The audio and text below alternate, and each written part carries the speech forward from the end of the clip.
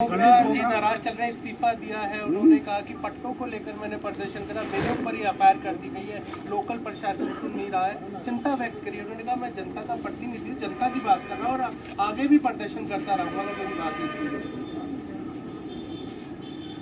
देखिए, नौजवान साथी हमारा है, वो भावुक आदमी है और संघर्ष करते रहते हैं अपनी जनता के लिए।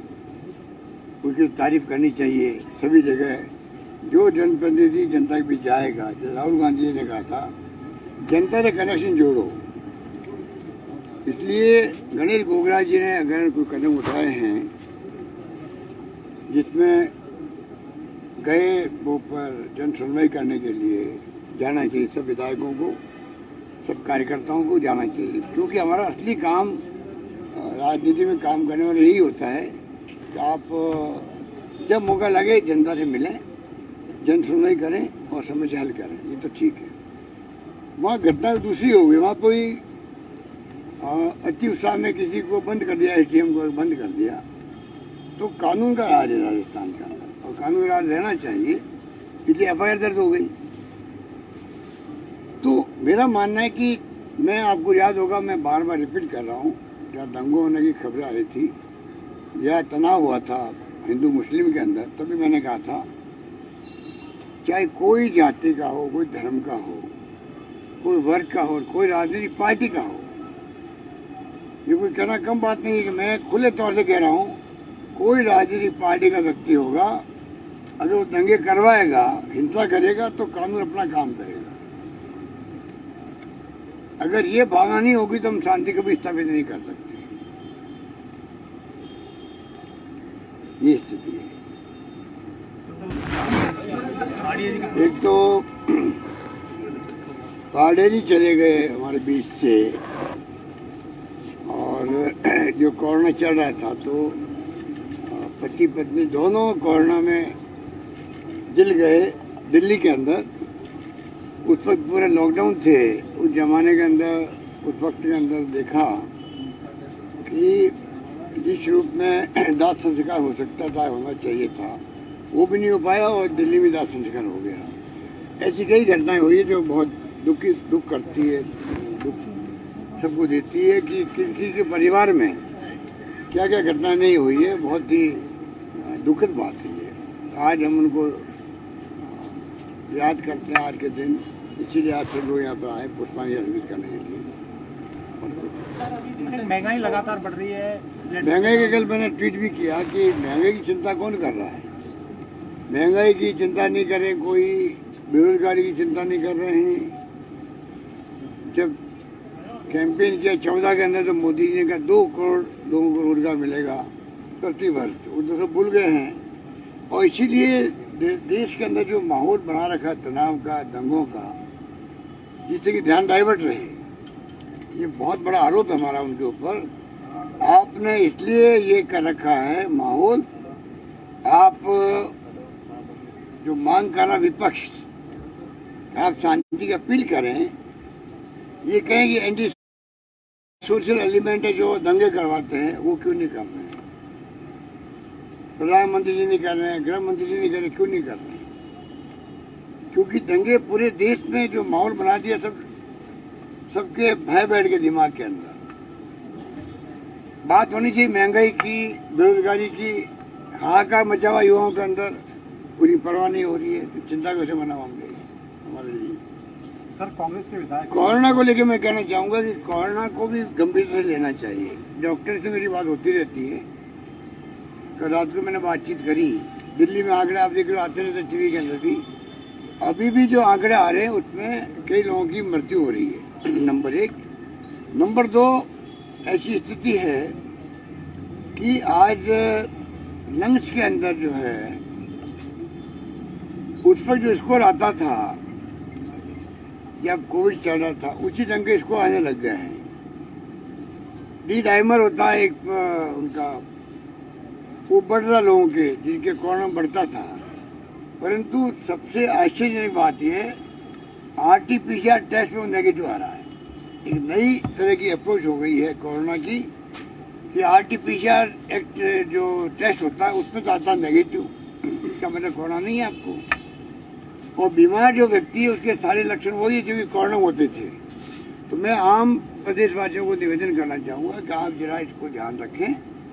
कुछ सिम्टम भी हो आपके तो आप डॉक्टर को दिखाएं, जरूरत पड़े सीटी स्कैन करवाएं, कुछ भी करें, पर लापरवाही कोई नहीं करे, मेरा आग्रह रहेगा। सर अभी देश के अंदर एक नई चर्चा शुरू हो गई ज्ञान व्यापी के ऊपर, महत्वपूर्ण मुद्दे उन पर चर्चा नहीं हो पा रही, इसको एक इशू बनाया जा रहा है, इस पे कैसे देखते हैं? वही मैं देख रहा हूँ, इस रूप में देख रहा हूँ, महंगाई को लेके, बेरोजगारी को लेके, देश किस दिशा में जा रहा है। मैं बार बार जो बोलता हूँ, देश किस दिशा में जा रहा है, किस दिशा में जाएगा, किसी को नहीं मालूम है। क्योंकि जो लोग सत्ता में बैठे हुए हैं, इनको जनता का भय नहीं है। हिंदू धर्म के नाम पे राजनीति कर रहे हैं, तो इनको एक घमंड आ गया है, सब हिंदू हमारे साथ में हैं, कौन हमारा क्या बिगाड़ लेगा। कांग्रेस के शासन में क्या हुआ करता था, जैसे ही मीडिया आरोप लगाता कोई मुख्यमंत्री पर, मंत्री पर, मीडिया, तो हम समझते थे कि जनता की भावनाओं को रिप्रेजेंट कर रहा मीडिया। तो कांग्रेस नेतृत्व हमें देखता लोग क्या कहेंगे, लोग क्या सोचेंगे हमारे बारे में। हम सत्ता में बैठे हुए हैं और ये घटना हो रही है, मीडिया में आ रही है, तत्काल फैसले होते थे। मंत्री हटा दिए, इस्तीफे ले लिए मुख्यमंत्रियों के, रेल मंत्री के, लॉ मिनिस्टर के। ये लोकतंत्र का कायदा होता है। इनके राज में इनको मतलब नहीं, लोग क्या कहेंगे, लोग क्या सोचेंगे, इनको कोई मतलब नहीं है। ये डेमोक्रेसी के लिए खतरा है। ये आम जनता को समझना पड़ेगा कि हिंदुत्व के नाम पे आपको जो भ्रमित कर रहे हैं, ये हमारे लिए उल्टा पड़ेगा, देशवासियों के लिए। ये जनहित में नहीं है, आम लोगों हित में नहीं है, ये समझना पड़ेगा। आज से बीजेपी का राष्ट्रीय पदाधिकारी की बैठक है और बोल रहे हैं अब अशोक गहलोत सरकार की उल्टी गिनती शुरू हो जाएगी। उनका कल ये आरोप था, गड्ढा वगैरह सब आ रहे हैं 3 दिवसीय शिविर इस बैठक के जरिए। मैंने पहले कहा ना आपको, करौली के अंदर वही बात है। करौली, रामगढ़, जोधपुर, तीनों जगह दंगे भड़कने हमने रोक दिया। दंगे नहीं भड़कने दिए, दंगा भड़कना बहुत बड़ी बात होती है। तीनों जगह घटनाएं हुई, पुलिस ने तत्काल कार्रवाई करी, रोक दिया दंगों को, एक कैजुअल्टी नहीं होने दी। आगजनी हुई 1 घंटे का, जो कुछ हुआ करौली में 1 घंटे का वहाँ पे घटना हुई थी। 1 घंटे में दुकानें जला दी गई, क्योंकि योजनाबद्ध तरीके से वो काम हुआ था। बीजेपी के बड़े नेता मुख्य आरोपी वहाँ पर तो 20 दिन तक पूरे देश में करौली चलता रहा, क्योंकि इनकी एजेंडा में है कि प्रदेश में आज चुनाव आ रहे हैं, उनको बदनाम कैसे करो, ये इनका एजेंडा है। तो आपको समझना पड़ेगा, जैसे हमारा चिंतन शिविर की घोषणा हुई उदयपुर के अंदर, और साथ में इनके चिंतन शिविर आ गए जयपुर के अंदर। इतने घबराए हुए लोग हैं। ये घबराहट का नतीजा है कि आज ये कुनबा इकट्ठा हो रहा है। 20 तारीख से हो रहा है मेरे ख्याल से, आज से हो रहा है। तो ये कुनबा इसलिए इकट्ठा हो रहे थे, घबरा गए हैं। इसलिए आप समझ सकते हो, मुझे लगता है इस बार जनता फैसला करेगी कि कांग्रेस के पक्ष में मतदान करें, दोबारा कांग्रेस को सत्ता में लाए, मुझे लगता है। क्योंकि ऐसे ऐसे काम हमने किए हैं जो पूरे देश में कहीं नहीं है। पूरे देश में अगर स्वास्थ्य की सेवाएं हो, शिक्षा का क्षेत्र हो, जिस प्रकार पानी में, बिजली में, शिक्षा में, स्वास्थ्य में, सड़कों में और सोशल सिक्योरिटी में काम राजस्थान में हो रहा है, मैं समझता हूँ बहुत कम प्रदेश में हो रहा है। और हमारी कई स्कीम ऐसी है जो सिर्फ राजस्थान के अंदर ही लागू हो रही है। किसान का बजट लेके आए हम लोग, हमने घोषणा की, उसके बाद में पहली असेंबली आ गई तमिलनाडु की, उन्होंने लेके आए बजट किसानों का, फिर हमने पेश किया इस बार हमने। तो सब बातें नवाचार हो रहा है, राजस्थान से हो रहा है और मोदी जी को करना पड़ रहा है। आज मैंने पढ़ा है भास्कर के अंदर पत्रिका में कि जो हमारी इंदिरा गांधी शहरी रोजगार योजना है, प्रधानमंत्री जी की आर्थिक सलाहकार समिति ने कल रिकमेंड किया है कि राजस्थान की तरह पूरे देश में लागू होना चाहिए, शहरी रोजगार योजना लागू होनी चाहिए। हमने चिरंजीवी योजना लेके आए हम लोग, आईपीडी ओपीडी सब फ्री, 10 लाख का बीमा, कंट्री में कहीं नहीं है। आखिर प्रधानमंत्री जी को भी करना पड़ेगा उसको पूरे देश के लिए, मेरा मानना है। ओपीएस हमने लागू किए देश के अंदर, पूरे देश के राज्यों के अंदर हलचल मच गई है। सब यहाँ आकर के पूछ के जा रहे हैं, इंक्वायरी कर रहे हैं हमारे चीफ सेक्रेटरी से, हमारे सेक्रेटरी, फाइनेंस सेक्रेटरी से कि भाई ये किस प्रकार से आपने किया। अधिकांश योजनाओं की जानकारी हमारे यहाँ से मिल जा रही है। ये स्थिति है। टीआरसीपी को लेकर एक बड़ा मूवमेंट अब पूर्वी राजस्थान में खड़ा हो गया और अब एक अभियान मूवमेंट खड़ा होना चाहिए। जनता को आगे आना पड़ेगा दबाव देने के लिए। हमने दबाव देना था, वो दे रहे हैं। प्रधानमंत्री जी को वादा याद दिला रहे हम लोग। वादा किया आपने जयपुर में और आपने अजमेर के अंदर। उनकी सगाई के मंत्री कह रहे, जो पानी के मंत्री है, कि कोई वादा किया ही नहीं, मैं संन्यास ले लूंगा राजनीति से। अब उनके मुंह पे ताला लग गया, वो संन्यास कब लेंगे पता नहीं। स्थिति ये है, ये स्थिति है। सर, गणेश गोगरा जी नाराज चल रहे हैं, इस्तीफा दिया है। उन्होंने कहा कि पट्टों को लेकर मैंने प्रदर्शन करा, मेरे ऊपर ही एफआईआर कर दी गई है, लोकल प्रशासन सुन नहीं रहा है, चिंता व्यक्त करी। उन्होंने कहा मैं जनता का प्रतिनिधि हूँ, जनता की बात कर रहा हूँ और आगे भी प्रदर्शन करता रहूंगा अगर मेरी बात नहीं सुनी। देखिए, नौजवान साथी हमारा है, वो भावुक आदमी है और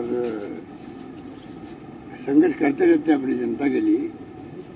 उसकी तारीफ करनी चाहिए सभी जगह। जो जनप्रतिनिधि जनता के बीच जाएगा, जैसे राहुल गांधी जी ने कहा था, जनता से कनेक्शन जोड़ो। इसलिए गणेश गोगरा जी ने अगर कोई कदम उठाए हैं जिसमें गए वो पर जन सुनवाई करने के लिए जाना चाहिए। सब विधायकों को, सब कार्यकर्ताओं को जाना चाहिए, क्योंकि हमारा असली काम राजनीति में काम करने वाला यही होता है कि आप जब मौका लगे जनता से मिलें, जन सुनवाई करें और समस्या हल करें। ये तो ठीक है। वहाँ घटना दूसरी हो गई, वहाँ कोई अति उत्साह में किसी को बंद कर दिया, एसडीएम को बंद कर दिया। तो कानून का राज है राजस्थान का, और कानून का राज रहना चाहिए, इसलिए एफआईआर दर्ज हो गई। तो मेरा मानना है कि मैं, आपको याद होगा, मैं बार बार रिपीट कर रहा हूँ, जब दंगों होने की खबरें आ रही थी या तनाव हुआ था हिंदू मुस्लिम के अंदर, तभी मैंने कहा था चाहे कोई जाति का हो, कोई धर्म का हो, कोई वर्ग का हो, कोई राजनीतिक पार्टी का हो, ये कोई कहना कम बात नहीं है कि मैं खुले तौर से कह रहा हूँ, कोई राजनीतिक पार्टी का व्यक्ति होगा, अगर वो दंगे करवाएगा, हिंसा करेगा, तो कानून अपना काम करेगा। अगर ये भावना नहीं होगी तो हम शांति कभी स्थापित नहीं कर सकते। ये स्थिति है।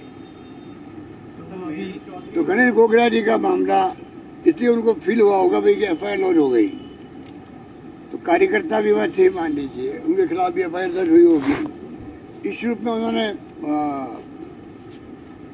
प्रोवोकेशन जो हुआ होगा, उसके कारण इस्तीफा देने का उन्होंने घोषणा की होगी। हम उनको संदेश करेंगे, अच्छे व्यक्ति हैं, नौजवान साथी है, मैं उम्मीद करता हूँ वो सब वहाँ पे नॉर्मल स्थिति बन जाए। बेड़ेश्वर में उन्होंने कहा था, गणेश गोगरा ने राहुल जी के सामने, कि अगली सरकार अशोक गहलोत की बनेगी और अशोक गहलोत रिपीट करेंगे। भावना में व्यक्त की थी, जोश दिख रहा था उनका उस दिन में, उस सभा के अंदर। हमारे मुख्यमंत्री गांधीवादी नेता है और सगाई बनेगी हमारी, तो आप समझ जाओ, ये गांधीवादी नेता है हमारे मुख्यमंत्री, तो एसडीओ को बंद करने वाला काम तो गांधीवादी है नहीं। ये बात है। तो अति उत्साह में कोई कार्रवाई कार्यकर्ताओं ने कर ली होगी, मैं जानकारी प्राप्त मैंने की है वहाँ पे, तो उनसे बातचीत करेंगे, उनकी क्या शिकायत दूर करेंगे। और कोई बात? महेंद्र चौधरी जी के भाई के ऊपर हत्या का, अब किसी के भाई पे, किसी के बेटे पर, ये तो देखो बात सुनो, समाज में सब तरह की बातें होती है। जब तक आपको ये नहीं लगे कि राजनीतिक हस्तक्षेप हो रहा है, मैं गंभीरता से कह रहा हूँ आपको, कई बार मीडिया वाले भाई को लेके, बेटे को लेके, पत्नी को लेके कुछ बोल देते हैं, छापते रहते हैं, वो अच्छी परंपरा नहीं है।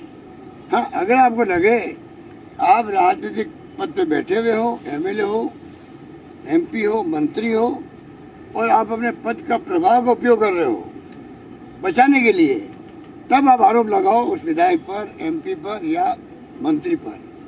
अगर कोई रिलेटिव कोई काम करता, गलत काम करता, कानून उसका अपना काम करेगा। तो हमारे राज्य में पहला यही मामला है कि राजस्थान में मैंने तमाम अधिकारियों को, गृह विभाग को, पुलिस प्रशासन को, सबको 2-2 कहा हुआ है कि आपको निष्पक्ष होकर काम करना है, नीचे से ऊपर तक। कोई राजनीतिक हस्तक्षेप नहीं चलेगा, ना करना चाहिए किसी को। फरियादी कोई आता है, अन्याय हो रहा है, उत्पीड़न हो रहा है, आप उसके लिए बात कर सकते हो कि हमारे पास ये फीडबैक है। पर जो अधिकारी है उसकी ड्यूटी है कि जिसने क्राइम किया है उसके बचाव की कोई सिफारिश किसी की नहीं माने।